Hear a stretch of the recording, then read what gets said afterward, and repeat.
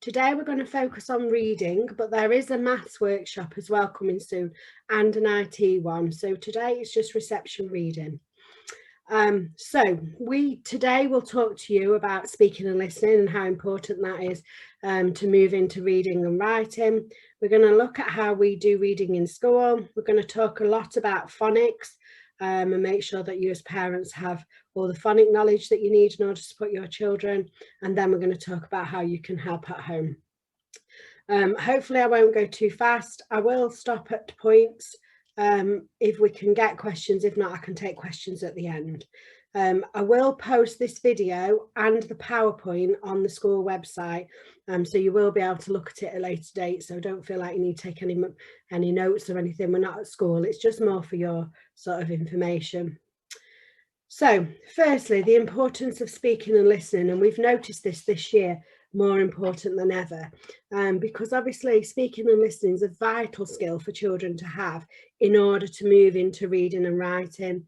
Not only do they need to express their own thoughts and feelings, they need to have reciprocal language where they can take in instructions, etc. They also need quite a hefty vocabulary now they're moving into sort of reception and 4 and 5 years old. And it will aid their ability to read and to write.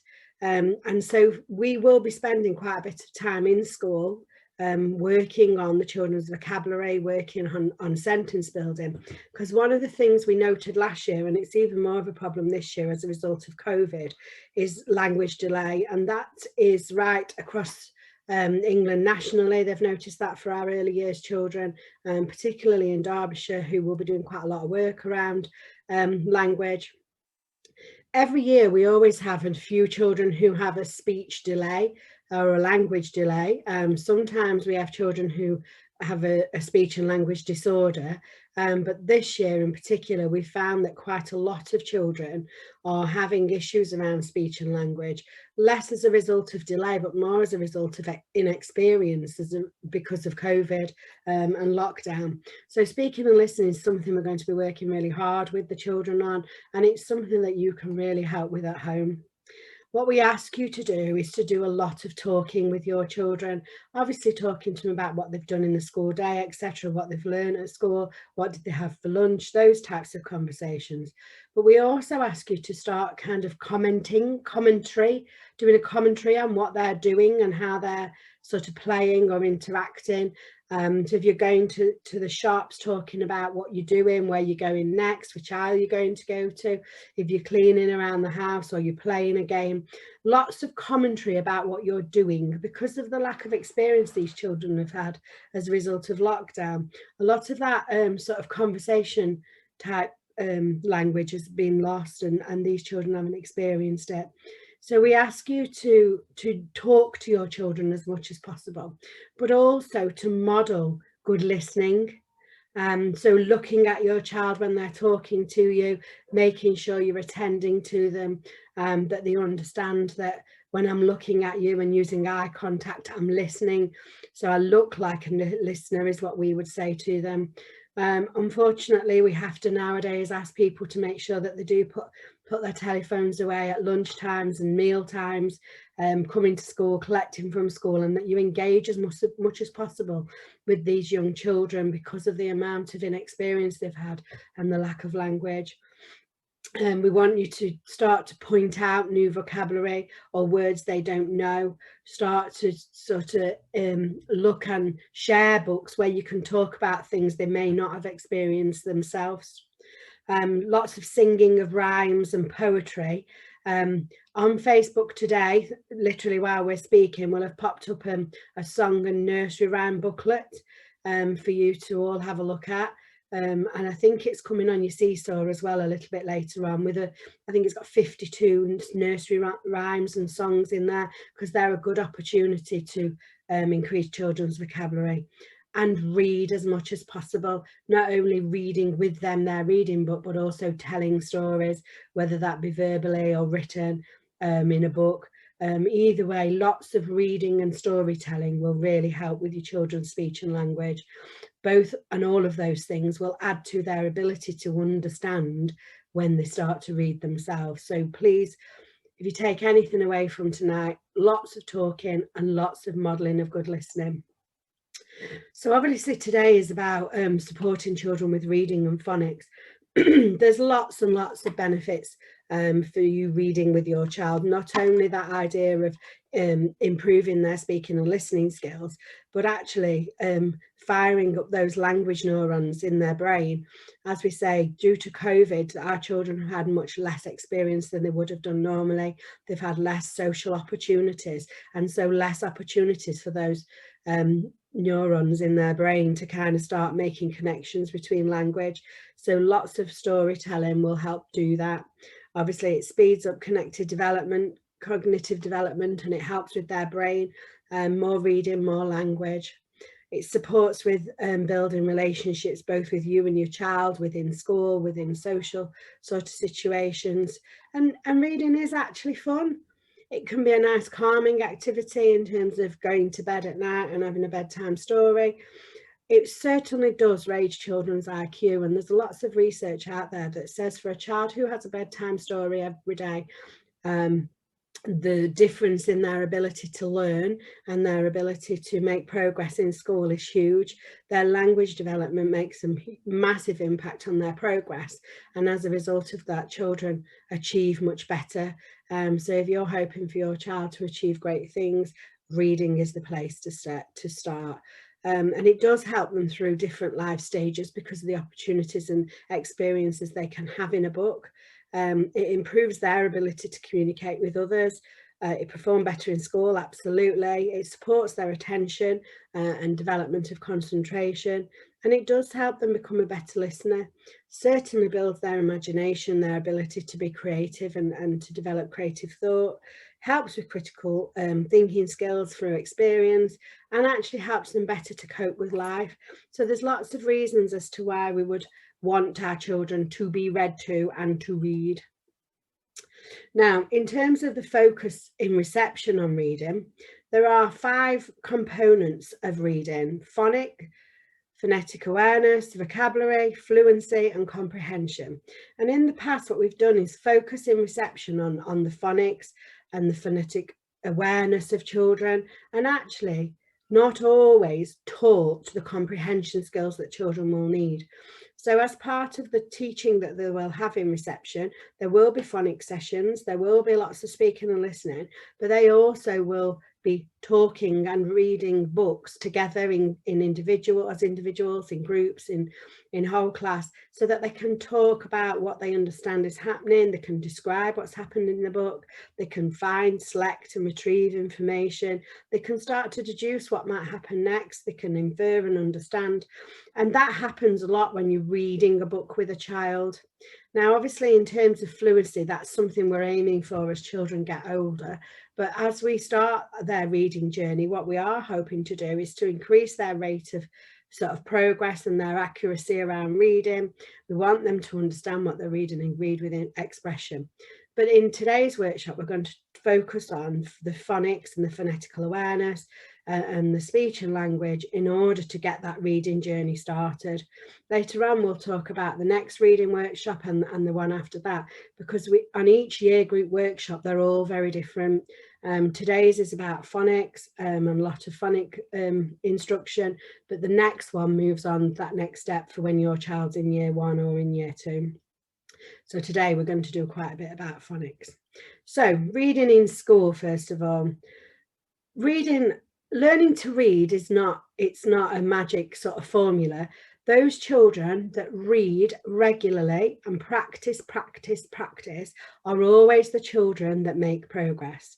So no matter where your child's ability lays, whether they are of low ability and struggling or whether they're very bright, the fact that you are reading with them regularly on a regular basis will make a huge difference to their progress, which is why we ask you to read 3 to 4 times a week with your child.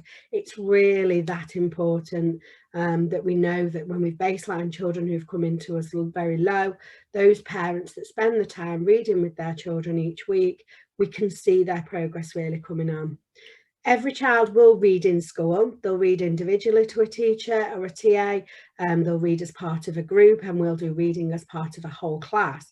But there just is not enough hours in the day to read as many times as they need to individually, which is why we ask you and encourage you to read as much as possible. Now, we have lots of different makes of book, Oxford Reading Tree, Dandelion, all sorts of different books, and different children like different types of books. So within our reading categories, there are lots of different books, non-fiction, fiction, poetry, rhyming books, all sorts of different ones. And we do encourage children to explore all those different types of books. We do lots of guided reading, which is where children sit together in a group with the teacher and learn those reading skills. As I say, they do read individually, and we do expect you to read 3 to 4 times at home. We also, as part of our reading teaching, do a phonic and phonic awareness session of 20 minutes daily. At first, it's a mixed class. Later in the year, we will start to sort of group children according to the sounds and the progress that they've made. But at the moment, it's a general 20-minute session a day, focusing on letters and letter sounds. They will learn how to blend words together in order to read, and they'll also learn how to read tricky words as sight vocabulary, and we're going to come on to those 2 issues in a little while. So one of the first things we do talk about is the difference between blending and segmenting. So we blend to read. So if we were going to read a word that said cat, we would sound it out, and then we would blend those sounds together to say cat. If we were spelling in order to write, we would segment that word back the other way.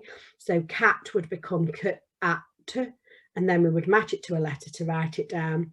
So segmenting is for writing and blending is for reading.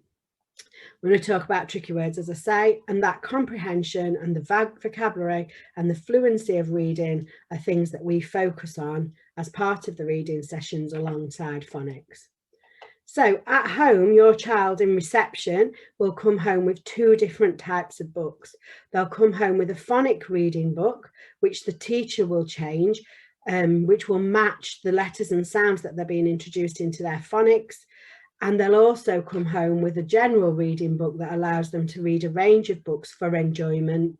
Once you've read those books, if you put a note on Seesaw or in their reading diaries, the teachers will go on to change those books or encourage your child to change those books, but the teacher will change the phonic book as and when they're at a point that they can read those words and those sounds.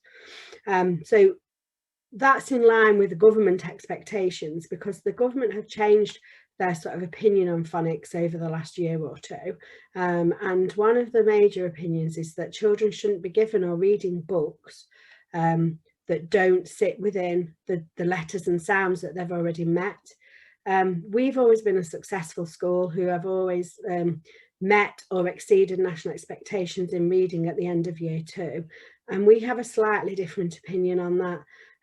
Is that yes, we believe phonics important, yes, we believe they need phonics skills in order to decode a book to be able to actually physically read it, but we also want the children to create a love of reading, enjoying a book, reading for enjoyment, and I think choosing their own book is the start of that. So that's why we encourage the children to have at least 2 books, 1 phonic book that sits alongside their phonics skill and 1 book to read for enjoyment with your parents. So when you're reading at home, obviously they'll come home with a colour-coded book linked to their reading level. So that might be a pink book or a red book, a book chosen by the class teacher, as we've just said. What we encourage you to do is to find a quiet place to read. So if you're in a busy household, we ask, maybe you sit in a room where nobody is, or you wait till bedtime when there's an opportunity for a quiet, concentrated time where you can show your child you're listening to them and paying attention, and they have your undivided attention. We do recommend that it becomes a game rather than something serious. I know we've had parents who've really struggled to find to encourage children to come to want to read, and I think sometimes it gets very serious, and actually by playing reading games, which we're going to come on to in a little while, and practicing sort of reading words and playing hide and seek and things, children feel that reading is a bit more of an exciting activity, but physically you've literally got to sit down and read as well. So it's trying to find a balance between not arguing around reading or getting a child to come to read, but creating from this very point onwards a love of reading where a child wants to actually do that, and that's quite important as you move through reception. So the other one is around flashcards and practicing words and sounds, and actually all of your children have come home today with a set of flashcards for you to cut up and sort of practice. It's often helpful for them to see you reading as well, whether that be a book, a newspaper, from a computer screen or a phone, but talking to them about, I'm reading, I need reading, you know, putting the teletext on the telly so you can show them that you're reading words to understand, so that they can see reading as a purposeful activity. If you're playing a game, get the instructions out so you can read the instructions. If you're baking a cake, get a recipe, so that children can see that reading has a purpose, and we all need to learn to read in order to live life. But also follow the child's leave. If one night they're tired and they're struggling, you know, leave it until the next day, because what you don't want to do is create an atmosphere where they don't want to read, and it's easily done, I promise you. So, you know, there needs to be a relaxed approach, but an enjoyable approach to reading, because it does need to be an enjoyable shared experience, because you're going to be doing this for a very long time, all through infants and into Key Stage 2. So, as I say, we do touch on writing today, but it's not our main focus, because through reception, what we want children to do is happy to make marks and to have opportunities to write and believe that they are a writer. We want to sort of work on their physical development through the earliest part of reception, so that they're actually physically be able to write. So we do a lot of fine and gross motor skill development in this autumn term, so that we know that children have the core stability in order to sit up and hold a pencil in a chair and be prepared to write. We do talk about letter formation a little bit in this autumn term, but we kind of move over into reading first and then start teaching segmenting for writing after. We will start working on these tricky words, and as I say, we're coming over to tricky words, but again, learning to read and then spell those is the process for that. And encouraging them to be independent, to think that they're a writer. So if they want to have a go, great, have a go. If it's wrong spelling, it doesn't matter. Just get on and think you're a writer, because as they learn these skills, they'll start to use them more. But if they don't think they're a writer and they think they can't write, that's a much harder task. So sometimes, you know, just writing their name, practicing letter formation is enough to be doing through reception. So we would ask you that you do reinforce the correct way to write letters.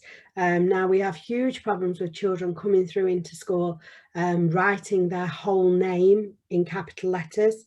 We would encourage children to only write the first initial sound in a capital and the others in lowercase, and that they use capital letters and lowercase letters correctly. And that we start to talk about the way that a letter's formed. So if we're doing an A, often children come in doing a circle with a stick, because that looks like an A, but actually an A starts at the top, goes round, up and down. But again, I've got some support for that, and we've sent some support home to you as well. We do encourage a superhero or a princess grip, and we just talk about the middle, the two pinchy fingers go either side and the middle finger sitting behind. So if they are holding a pencil and they're writing, that is one of the things we would ask you to talk about with the child. Again, let them see you writing and encourage that. But do not spell everything out for them. That we want them to start to be able to do that for themselves, so to have a good go, so that we can encourage independence. So I would stop for questions, but I'm not sure that I can hear you. So what I'm going to do is we'll have questions at the end, and we'll do them through the chat if we need to. Okay, so I said we were going to concentrate on phonics, and we're about halfway now, and we're on to sort of looking at phonics. Some of those concepts are words that you might not know. Phonics is about letters and sounds. Phoneme is the sound that letters make. So if you were going to sound out the word cat, k, at are the phonemes in cat. CAT, the letters that you write down, are the graphemes, the graphical representation of those letters. Blending and segmenting we've just spoken about. Tricky words are those that you can't sound out, that you can only remember as a picture. And I've got some of those tricky words for you. CVC words are those very simple words that start with a consonant, a vowel, consonant. So, for example, pip or fit or fox, those are CVC words, and those are where your child will start. A consonant are those letters that aren't a vowel, and the vowels are A, E, I, O, U. A digraph is a sound made of two letters. So it's when we put two letters together, that makes a digraph. And if we have to put three letters together, that makes a trigraph. But we're going to come on to look at that in a little while. What we ask of your children is to make a phonetically plausible attempt at a word, so that they can have a go at the sounds that they can hear. They might not put the correct sound, but if it's a plausible attempt, that's okay by us this term. As we move through into the summer term, we would expect them to start to be able to do that a little bit more correctly. So in our school, we have got a structured programme. It's not a structured programme we've bought, it's one we've created ourselves through a range of programmes, and it's been highly successful in teaching children to read and learn phonics for the last 10 years. We've met the national average over the last 4 or 5 years, and by the end of year 2, most of our children exceed national expectations. So the programme we use does work. It has 6 phases, and they're very similar to the national phases, but there are some slight changes. It's very fast paced. It needs lots of consolidation over and over. But it focuses on children's ability to blend for reading and segment for writing and these tricky words, which is why those things keep popping up. So phase 1. Phase 1 is the phase that your children have already been doing. So if they've been in our nursery, they've done lots of work around phase 1. If they've been to one of the local nursery settings, then this is what they should have been doing there.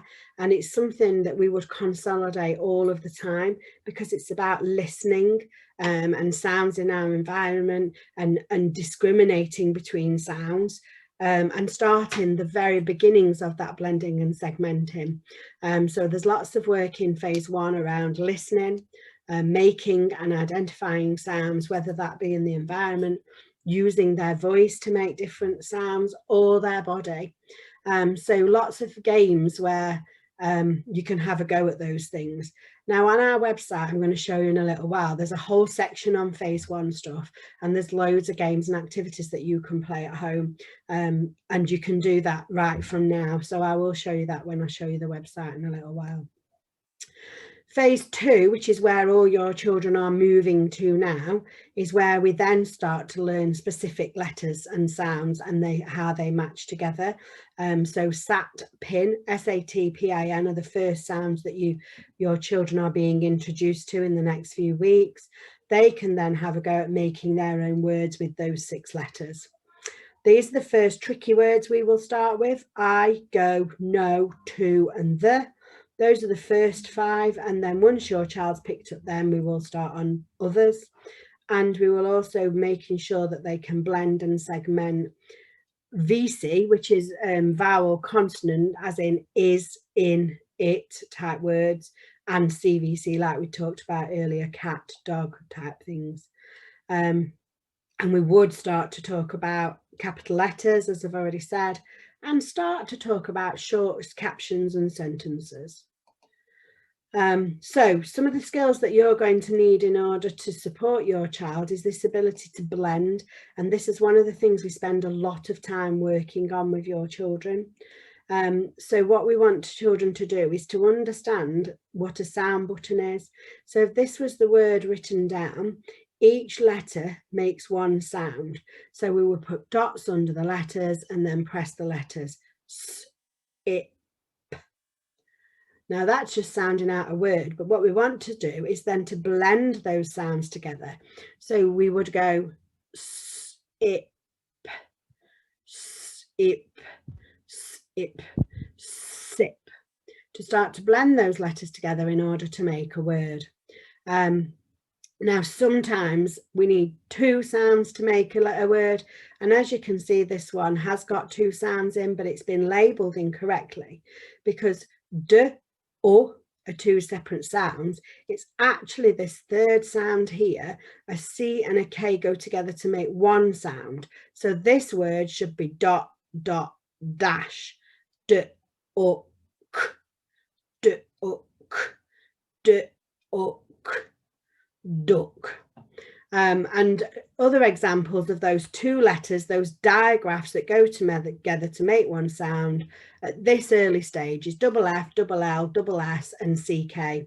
So if we were spelling we were reading those words out from a book, we would do dot, dot, dash, d, o, k, duck. And we would use speed blending in order to make those into words.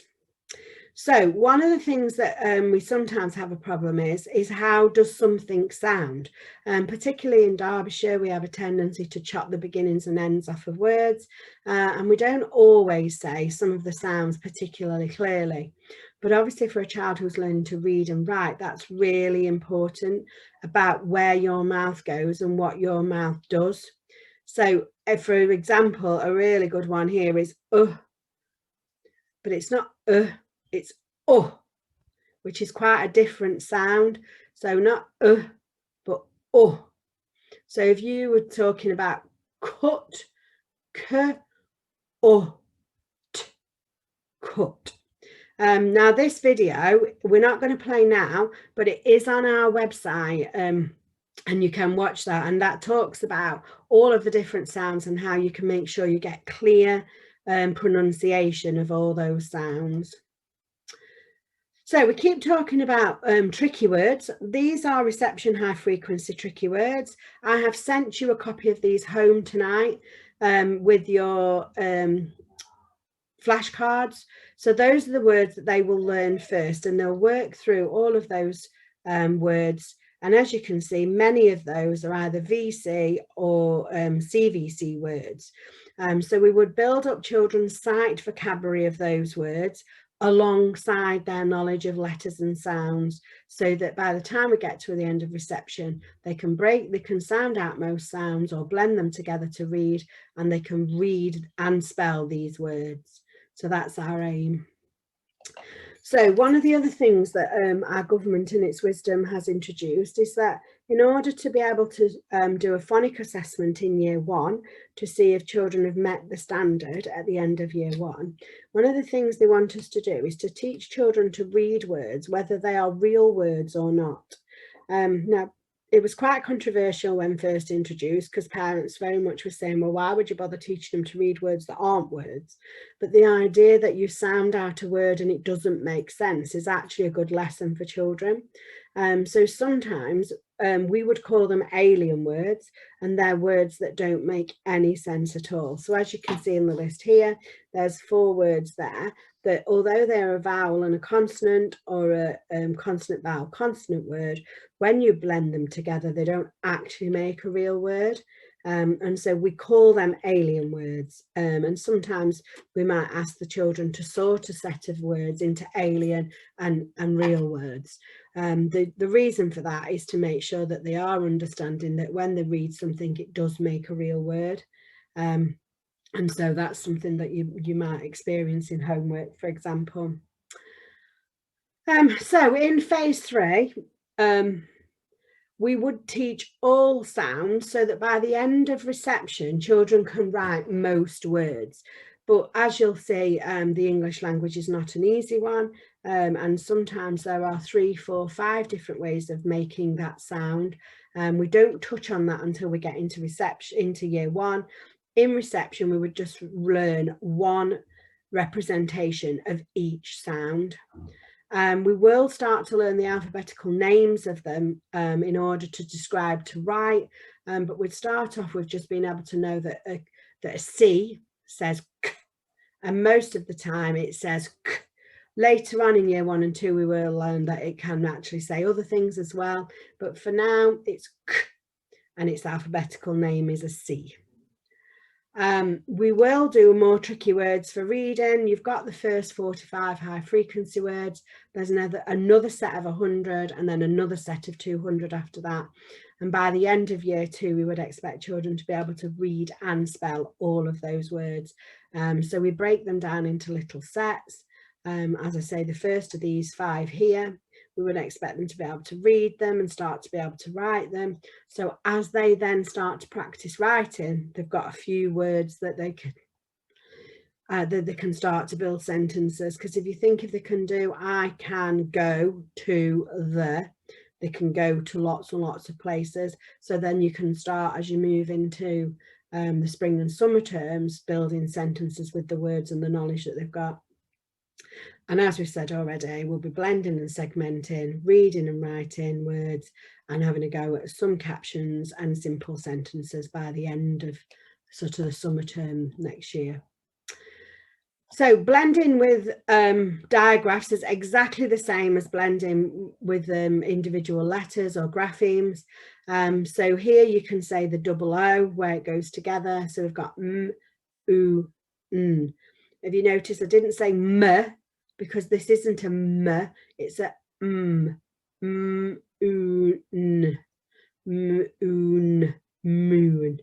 And we would start to teach the children with flashcards to recognise that those 2 letters, when they go together, they generally say oo, until they also say which is something that we would learn in year 1 as we move on. So down the bottom there is a number of the phase 3 vowel phonemes and vowel digraphs that the government say that our children need to read. Our feeling is that in reception, at the end of reception, some of those are quite difficult concepts to understand. So we would hope that we got to the point where children know all the very basic digraphs by the end of reception. We will start to introduce some vowel phonemes and vowel digraphs, but generally we would leave that until year 1. However, this product, when I can get it in, there you go. This product is Read, Write, Ink Phonics, and they do a basic flashcard set, and then this one's the more phonic flashcards. Now they're brilliant for teaching children the first set of vowel digraphs and phonemes, and then moving on to these more tricky ones. So if anybody wants to, I think they're about £5 off Amazon. And what you have also got down here is the individual graphemes, sorry, I don't know why that says phonemes, they're graphemes for writing, and it shows you the starting point of each letter, and I have sent you that home with a phoneme frame, and that's why it says phonemes, to be fair, because this is a phoneme frame for writing. So on one side you've got 3 boxes for CVC words, k, a, but, ox, etc. Or sometimes with 4 boxes to do those more tricky words that we're just going to start talking about next. So as your child gets really competent through reception with phonemes, we start to then add additional phonemes and graphemes to the sort of mix. So here we've got CVCC words, and at the beginning of words and at the end. So for example, tent and drum. So we will teach them to start to be able to add more and more letters in there to build bigger words. And here you've got CCVCC words, so sp, at, spank. So in phase 4, we would expect children to be able to start to do those with different arrangements of letters. That's where we get up to, and that's where we would expect our reception children to get to. Now, unfortunately, as a result of COVID, last year's cohort haven't all got there, and that's where they've obviously picked up as they've moved into year 1. But then that means we have to really, really rush through phase 5, which is a lot of vowel phonemes And so we really hope that with this reception cohort, we can get to that point, because it helps when we move into year 1. So there's just some examples of sound buttons on CVC words with digraphs, vowel digraphs, etc. in there. So phase 5 and 6, as I say, this is when we're moving into year 1 and 2. In year 1, they spend most of their time on reading those vowel digraphs, and then in year 2, they start to write those vowel digraphs. So by the end of year 2, children are competent with reading and writing all of the vowel digraphs. But we do talk about that in the reading workshop for year 1. So please, this time next year, when we're advertising the year 1 reading workshop, don't think, oh, I've been to the reception one, it's all the same, because it's not. It's a completely different one. So we would normally stop for questions right now. I'm going to push on, and then we'll stop at the end for questions, if that's okay, as I've already said. So the government, in their wisdom, have changed the expectations for early years over the summer months. This came out in September 2021, and these are the expectations in a different kind of format. So in the past, we would have been looking at probably 30 to 50 months, 40 to 60 months, and then children meeting the ELG at the end of reception. The government have changed the bandings. So you've got birth to 3, which is pre-nursery school, 3 to 4 years, which is what we would have been looking at in our nursery, and some of the children that have been to preschools, etc., would have been looking at that in their settings. We would expect our nursery children to be working within 3 to 4 years. Reception expectations leading to meeting the expectations for the end of for the end of reception. Now, for reading, excuse me, as you can see, there are some expectations around comprehension, some word recognition, and some writing. So you'll see that some of the things we've been talking about today fit right within that. Now, these expectations aren't the be-all and end-all of what your children will learn through reception year. Those are the government guidelines in terms of end of points. Within there's a lot of other things to learn and to explore, not just these little expectations. So as you can see, we kind of had those out so children are particularly competent at reading and writing before they move into year 1. So in order to offer some help, you'll find on our school website under parents, there's a tab for phonics. Now on that phonic page, there's a fabulous video about phonics and lots of support. And if you scroll downwards, there's an early years and a key stage 1 tab. In that early years tab, if you click on it, you'll get to this page. And on this page, it's asking for a password. The password is parent, all lowercase, P-A-R-E-N-T. If you put that in and press submit, it opens up on a website which has loads of information on there around letters and sounds and videos for your children to watch, and those phase 1 games for you to play. There's lots and lots of support in that on that web page for you. You just need to remember the password parent. Now, it's not a password protected for safeguarding, it's password protected because there are a lot of things on there that we've had to pay for, and so we can't obviously open that out to everybody on a public website, which is why it has got a password protected on it. Now, just going back, this picture here is part of a project we did through COVID, which is called Reading Rocks. And we put together a number of bags. Now there's the bag, and in the bag is a lot of support for children's reading. So there's a booklet and a leaflet for you guys, for you to be able to understand what you can do with it. There's some reading reviews and bits and pieces in there. There's a set of flashcards for you to write those words on and play games around hiding them and reading them and finding the words, etc.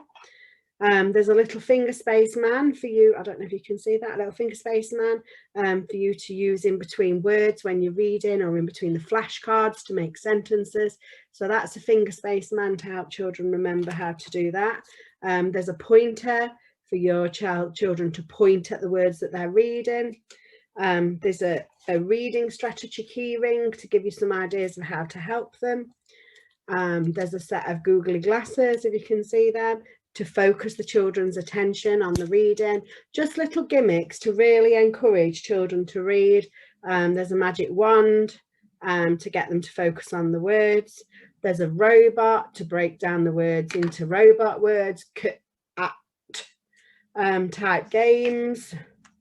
I think that's it. Oh no, there's a few more things. A little bit of a magnifying glass to focus on the word that you want them to read, and then a finger pointer so that fits on the child's finger to encourage them to follow the text. So those little reading bags, I think they retail at £10. They're not, we don't make a profit on them, it's just to pay for the stuff that's inside them. So they're quite handy. There's quite a few left, I think, for this year, but if you want one of those, you can speak to Mrs. Stone in the office. There's quite a lot of stuff in there, and ideas of activities you can do at home, etc. There's also a making maths magic bag. I don't know if you can see that one. That's got just as many things in there. Now that's a little bit more expensive because it's actually got resources in that cost quite a lot. So for example, it's got a set of Numicon in there, which you'll be able to use right through until year 2, etc. So that's got some actual maths resources in there, set of 10 cubes to help with your maths homework, etc. I think that comes out at £15. So if you are interested in any of those bags, please do see Mrs. Stone because she's got plenty in the office. Moving on, you should have all been given a login to Book Club. If you haven't, if you send a message to your teacher on Seesaw, they can make sure you get in there. You go on the Active Learning site, click on login, put your school code in, which is 9GRA, and it says that on your information coming from your teacher, plus your child's login and password. And in Book Club, there are all books at different topics, but at the same level as your child, so the teacher moves your child on when they're ready. But it's just another way of encouraging children to enjoy reading using an iPad or a laptop, etc. On the school website, again, I think this one's in the web page for children, but they all link to the same place. There's a number of other websites, for example, Phonic Play, that's got lots and lots of phonic games in there. The BBC Bite Size page as well is another one where there are lots of support and games for phonics if you find you're struggling at home. So lots of activities. Use the suggested activities that are on the website and you know, support your child in making progress while they're at home. Regular reading practice every day, school day, every other day, at the weekends, whatever fits with your timetable, but at least 10 minutes every night. Them reading to you as well as you reading to them. And if you want your child to have its book changed, if you just mention when they go in through the gate in the morning, such and such needs their book changed, they'll write it on their pad and make sure that happens through the day. And just a reminder there that learning to read is like any other skill, but the most important skill they'll ever learn. Like riding a bike, learning to skip, driving a car, it all takes practice and it doesn't happen magically overnight. Reading is the one skill that will open the world of learning up for your children. And so really, if we can really get this right in reception, we can make sure your children have the best start. So about 5:30 today, a nursery rhyme PDF has been posted on Facebook, and I believe it's coming to you on Seesaw as well. You know, please do download that and support your child's speaking and listening. Your child will have come home, it says tomorrow, but I'm assured from Mrs. Stone that they came home with it tonight. Some phoning flashcards to get you started. But as I say, these ones off Amazon are really good as well. Some phoneme frames to show you where to start with letters, etc., and the reception high frequency words to get you started. But again, if you want a Reading Rocks bag, please do see Mrs. Stone because they're really lovely. You will all have seen Reggie Look It Up's reading record. This is to encourage children to read when they've read 25 different books, and the teachers sign them off on their Regi chart, and they will get to go to the reading machine and choose a book to take home. Hopefully that'll get them a bit excited about reading. They do really love getting their gold coin, and we make a big fuss of them going to the reading machine to get their prize, so they're really excited about that. We do ask that you stick to the school reading books on here for now. Sometimes if we want to have a big promotion, we do encourage other reading, but for this one in particular, this one's just school reading books. But if you can read them a story at bedtime as well, that will really help. And then just a plea not to forget that, you know, when we do this next year for the Year 1 phonics screening assessment, it's really helpful for your child for you to have attended the reading meeting for Year 1, because when they get to June of Year 1, they will have to do a phonics screening assessment, and it is expected that sort of 85% of the children in that year will meet the screening. So the only children that really won't sort of achieve the screening assessment are those that have got special needs, who we will have spoken to already. So, you know, please do engage with that. And then when you move into Year 2, at this present time, the children will still undergo statutory assessments. And again, the Year 2 learning workshop and reading does go into that. Unfortunately, this year, the Year 2 children will be sitting their Year 1 phonics screening test at Christmas. We're hoping by the time your children get through, it'll be back to sort of summer of Year 1, where it's normally sat for the last few years. So please do watch out for them in September of next year. So I'm going to stop sharing my screen with you and come back to this screen here. So that's all I wanted to share with you. If people have got questions, you're absolutely welcome to either take off your speaker and shout up, or type the messages into the box underneath, and I will answer any questions you have. The teachers all have this information, and so if you have any questions, you can either send messages to them on Seesaw or ask them face to face in the morning and an evening. I'm always available on the Key Stage 1 playground if you've any questions. You've got my email if not. Other than if you've got any questions, you know, please do stay on the line. But that is all I had to pass on to you. As I say, in the next few weeks and months, there will be a maths workshop and an ICT one coming, so please do watch out for them. I appreciate you joining me on a Monday evening. I hope that's been useful. If you have any questions, please do hang around. If not, thank you very much, and we'll see you tomorrow.